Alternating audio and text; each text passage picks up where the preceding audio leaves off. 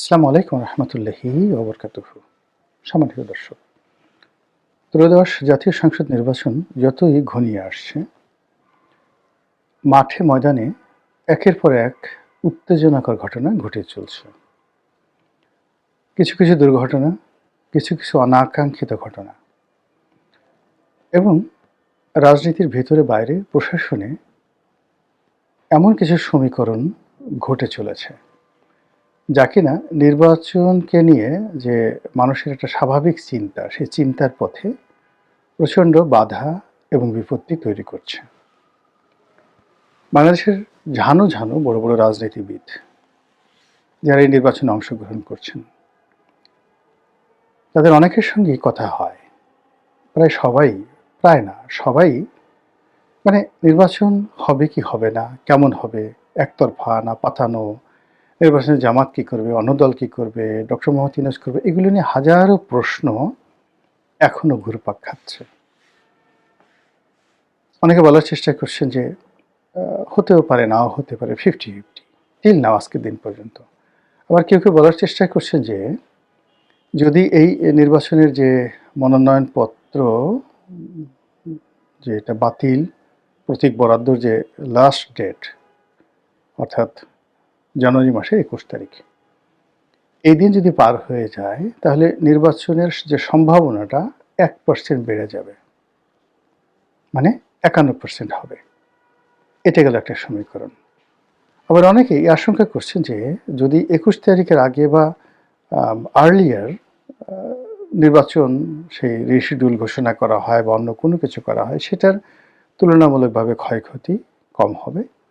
কিন্তু পরবর্তীতে যদি নির্বাচনের ঠিক 1 সপ্তাহ আগে, 3 দিন আগে, 2 দিন আগে, 10 দিন আগে কোনো নেতিবাচক কোনো কিছু ঘটে, সেটা যেভাবেই ঘটুক, যারাই ঘটাক, এতে করে যারা পক্ষ রয়েছেন এই মুহূর্তে, অর্থাৎ ইলেকশনের যারা স্টেক হোল্ডার আছেন, যারা আয়োজন করছেন এবং যারা এই নির্বাচনে অংশগ্রহণ করছেন, তাই সকলের জন্য পুরো ঘটনাসমূহ বা ঘটনাপুঞ্জি রীতিমতো বুমেরাং হয়ে পড়বে।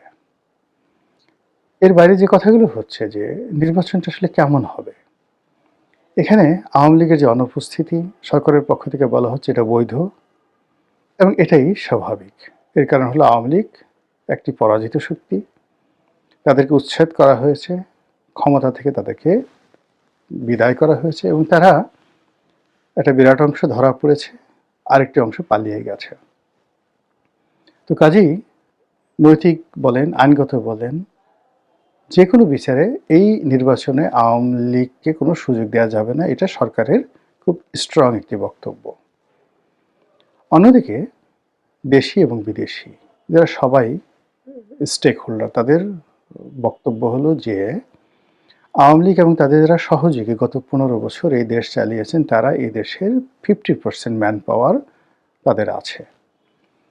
এত বিরাট সংখ্যক লোককে কোনো জাতীয় এবং রাষ্ট্রীয় বিষয়ে তাদেরকে বাইরে রেখে কখনই কোনো শুভ ফলাফল হয় না। এমনকি দ্বিতীয় বিশ্বযুদ্ধের পর অ্যাডলফ হিটলার এবং তার যে দল নাৎসি পার্টি,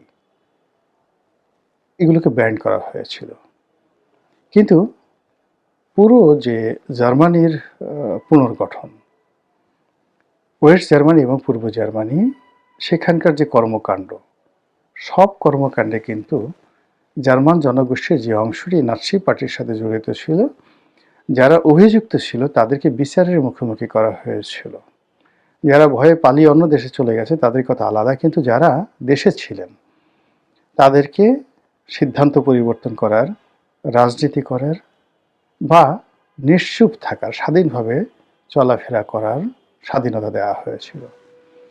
ফলে কি হলো, 1945-এ যে দুরবস্থা জার্মান জাতির হয়েছিল, সেখান থেকে ওয়েস্ট জার্মানিকে, অর্থাৎ পশ্চিম জার্মানিকে ফিরে বা ঘুরে দাঁড়াতে 5 বছরের বেশি সময় লাগেনি। আর পূর্ব জার্মানি, যেটা বার্লিন ওয়ালের পতনের পর পূর্ব জার্মানি যখন পশ্চিম জার্মানির সাথে একীভূত হলো, নাও ইটস এ বিগ পাওয়ার। সারা পৃথিবীর মধ্যে এখন জার্মান অর্থনৈতিক দিক থেকে অন্যান্য বিভিন্ন দিক থেকে মানে একটা শ্রেষ্ঠতর জাতি হিসেবে প্রতিষ্ঠিত হয়েছে। তো জাতিসত্তার মধ্যে যে বিভক্তি, সেই বিভক্তি কিন্তু আমেরিকা করার চেষ্টা করেছিল। পরবর্তীতে দেখা গেল যে প্রথম মহাযুদ্ধে, তারপরে দ্বিতীয় মহাযুদ্ধের পর আমেরিকা জার্মানিকে যে লোন দিয়েছিল, তো সেই লোনের কারণে মানে সেই লোনটা তারা আর ফেরত পাচ্ছিল না। তো এই কারণেই হলো কি, প্রথম মহাযুদ্ধ তারা যে সকল কঠিন নিয়মকানুন করেছিল জার্মানির জন্য, দ্বিতীয় মহাযুদ্ধের পর যে সকল কঠিন নিয়মকানুন করেছিল, সেগুলো আস্তে আস্তে তারা রিল্যাক্স করতে থাকে, যাতে করে তারা তাদের যে বিনিয়োগকৃত অর্থ সেটা দ্রুত জার্মানি থেকে তারা তুলে নিতে পারে। তো এই মুহূর্তে চিন্তা করুন যে বাংলাদেশে প্রায় $110 বিলিয়ন, আবার আমি বলছি $110 বিলিয়ন বিদেশি ঋণ। এই ঋণ বিশ্বব্যাংক দিয়েছে, IMF এর আছে, জাইকা, তারপরে IDB, Islamic development bank, Asian development bank, ADB, এরপরে বিভিন্ন দেশ যেমন ভারতের সরকারের ঋণ আছে, চায়নার সরকারের ঋণ আছে, চায়নার বিভিন্ন ব্যাংকের ব্যক্তিগত ঋণ আছে। এর বাইরে অলমোস্ট প্রায় $20 বিলিয়ন মতো প্রাইভেট লোন আছে। অর্থাৎ ধরুন বিভিন্ন কোম্পানি যেমন ওয়ালটন বা ধরুন বসুন্ধরা গ্রুপ, তারা বাংলাদেশ ব্যাংক থেকে লোন না নিয়ে তারা হয়তো ইংল্যান্ডের একটা ব্যাংক থেকে নিয়েছে, জার্মানির একটা ব্যাংক থেকে নিয়েছে ডলারে। তো যখন এই প্রাইভেট কোম্পানিগুলোকে লোন দিয়েছে, তখন সেই লোনের গ্যারান্টার হিসেবে বাংলাদেশ ব্যাংক, তারপর রাষ্ট্র, সংশ্লিষ্ট ব্যাংক যেমন অগ্রণী, জনতা, তারা একটা সিন্ডিকেট করে এটার একটা গ্যারান্টি দিয়েছে। এটাও কিন্তু বিদেশি ঋণ। এবং এক্ষেত্রে যদি ওয়ালটন বা বসুন্ধরা টাকা দিতে না পারে, তাহলে সরকারকে, ব্যাংকে, রাষ্ট্রকে সেই টাকা দিতে হবে। তো এরকম একটা বিশাল অঙ্কের যে ঋণ আমাদের প্রাইভেট সেক্টরে আছে, সরকারি সেক্টরে $110 বিলিয়ন, প্রাইভেট সেক্টরে আমি জানি না, হয়তো $15 বা $20 বিলিয়ন আছে। সব মিলে $130 বিলিয়ন আমাদের এই দেশে যারা দেশি বিদেশি লোক বিনিয়োগ করেছে, তারা তো এই দেশে একটা শান্তি চাইবে এবং এই দেশের থেকে তাদের টাকা ফেরত তারা নিতে পারবে লাভ সহ।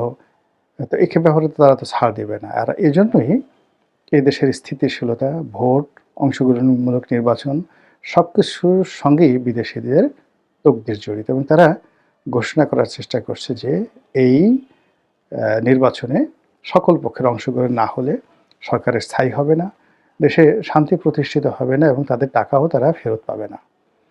তো এরকম যখন একটা অবস্থা চলছে, তখন সরকারের পক্ষ থেকে বিভিন্ন চাপের প্রেক্ষিতে বলা হচ্ছে আওয়ামী লীগকে একীভূত করা, রিহ্যাবিলিট করা, রিকনসিলিয়েট করা, তারপর তাদেরকে পুনর্বাসন করা, সবই সম্ভব, কিন্তু তারা তো সরি বলছে না, তাদের মধ্যে কোনো অনুতাপ নাই, অনুশোচনা নাই। তো এগুলো নিয়ে বিতর্ক হচ্ছে। এই যে বিতর্ক, যেটি আজ থেকে ৩-৪ মাস আগে কল্পনাই করা যেত না, আওয়ামী লীগের নামই তো উচ্চারণ করা যেত না। তো এরকম যখন চলছে, তো সেই দিক থেকে নির্বাচনের ময়দানে এক পক্ষ, বিশেষ করে সবচেয়ে বড় পক্ষ যেমন বিএনপি, তারা অভিযোগ করছে যে এখানে অতীতের মতো ভোট ম্যানিপুলেট হতে পারে, একটি পাতানো নির্বাচন হতে পারে, এবং স্পষ্টই তারা জামাতের দিকে ইঙ্গিত করছে যে তারা সব পারে। তারা এই বিভিন্নভাবে তাদের যে গুপ্ত এজেন্ট বিভিন্ন জায়গাতে ঢুকিয়ে তারা এই একটা ভোটের যে জালিয়াতি, ফলাফলের যে জালিয়াতি তারা করতে পারে। উদাহরণ হিসেবে অতি সম্প্রতি তারা সেই যে প্রবাসী ভোটারদের ভোট সংগ্রহের জন্য যে ব্যালট পেপার, সেই ব্যালট পেপার নিয়ে যে কেলেঙ্কারি ঘটেছে, সেটাকে উপলক্ষ করে ছাত্রদল ইতিমধ্যে বিক্ষোভ মিছিল করছে। আমি যখন এই ভিডিও করছি, ঠিক সেই সময়টিতে নির্বাচন কমিশনের সামনে ছাত্রদলের, যাকে বলা হয়, সেখানে প্রতিবাদ সভা চলছিল। অন্যদিকে জামাত, তাদের অভিযোগ হলো যে প্রশাসন এখন বিএনপির কথায় চলছে। জনাব তারেক রহমান সাহেবকে নিয়ে সবাই আধিক্যতা দেখাচ্ছেন, তিনি প্রধানমন্ত্রী হয়েই গেছেন, শুধুমাত্র ঘোষণা করা বাকি, এরকম একটা মানে যাকে বলা হয় আবহাওয়া তৈরি করার জন্য সাহিত্যিক, সাংবাদিক, ভাড়াটিয়া, বুদ্ধিজীবী, মানে শেখ হাসিনার জামানাতে তো মোটামুটি একটা কোয়ালিটি ছিল, এবং মানে যারা দালালি করতো তাদের একটা লজ্জা শরম ছিল, হায়া ছিল।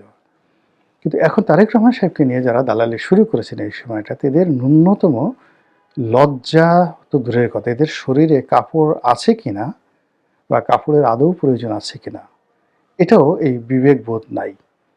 ৮০ বছরের বুড়ো, সেও যে ভাষায় দালালি করছে, ২০ বছরের ছোকরা সে একই ভাষায় দালালি করছে, এবং এমন সব অদ্ভুত দালালি যেটি বাংলাদেশে ইতিপূর্বে কখনো হয়নি। আর এই দৃশ্য দেখে জামাতের যারা লোকজন বলছে যে এখনই এই অবস্থা, ভবিষ্যতে প্রধানমন্ত্রী হলে তখন কি হবে, তখন তো মানে তারেক রহমান সাহেব সম্পর্কে একটা ট্রু শব্দ করলে তোমরা আমাদের টুটি চেপে ধরবে, ফলে এক জালেম গেছে, আরেক জালেমের শাসন আমরা কায়েম হতে দেব না। ওই যে প্রথম দিকে তারা যে ন্যারেটিভগুলো তৈরি করার চেষ্টা করেছিল, সেটা আগামীতে এটাকে আরও শক্তিশালী করার জন্য এই দেখবেন যে খুব দ্রুত ৩-৪ দিনের মধ্যে তার একটা প্ল্যান ফেদে বসবে। এর বাইরে রাজনৈতিক দলগুলোর মধ্যে যে অনৈক্য, বিশেষ করে দুটো জোট, বিএনপি একটা জোট করেছে আর জামাত একটা জোট করার চেষ্টা করেছিল। সেই জামাতের যে ১১ দলীয় জোট, সেখান থেকে শেষ মুহূর্তে চরমোনাই পীর সাহেবের দল ইসলামী শাসনতন্ত্র আন্দোলন তারা বের হয়ে গেছে। এখন জামাতের সঙ্গে আছে আরও ৯টি দল, মোট ১০ দলীয় জোট এখন একত্রে আছে। এই জোট কি শেষ পর্যন্ত টিকবে, বা এই জোট থেকে আরও কি কেউ বের হয়ে যাবে, নাকি এরা শেষ পর্যন্ত টিকবে, এটা নিয়েও কিন্তু নানা রকম কথাবার্তা হচ্ছে। কিন্তু সব কথার পরেও সবার মনে একটা আতঙ্ক যে নির্বাচনটাকে পিরিয়ে অ্যারেস্ট করা হচ্ছে, এটি কি বিএনপির পক্ষে কেউ কিছু করছে, নাকি জামাতের পক্ষে কেউ কিছু করছে, নাকি এটা ডক্টর মোহাম্মদ ইউনূসের পক্ষে করছে? এটি কি সাজানো, গোছানো, পাতানো নির্বাচন হবে, নাকি সত্যিকার অর্থে একটি অংশগ্রহণমূলক নির্বাচন হবে? মাঠের আজকের দিনের পর্যন্ত যে আবহাওয়া এবং যে প্রতিবেশ এবং পরিবেশ, তার সঙ্গে সঙ্গে জনগণের যে মন এবং মানসিকতা, তাতে করে জনগণ ভোট কেন্দ্রে যাবে, সরকারের পক্ষে হা ভোট দেবে, আর নিজেদের পছন্দ মতো প্রার্থীকে প্রতীকে তারা ভোট দেবে। এইরকম যে একটা আবহাওয়া এখনো পর্যন্ত নির্বাচনের মাঠে তৈরি হয়নি। বাকি দিনগুলোতে হতেও পারে, নাও হতে পারে। হলে কি হবে বা না হলে কি হবে, সেটা নিয়ে হয়তো অন্য একটি ভিডিওতে ইন ডিটেলস আলোচনা করব। ভালো থাকুন, সুস্থ থাকুন। আসসালামু আলাইকুম রহমতুল্লাহি ওয়া বারাকাতুহু।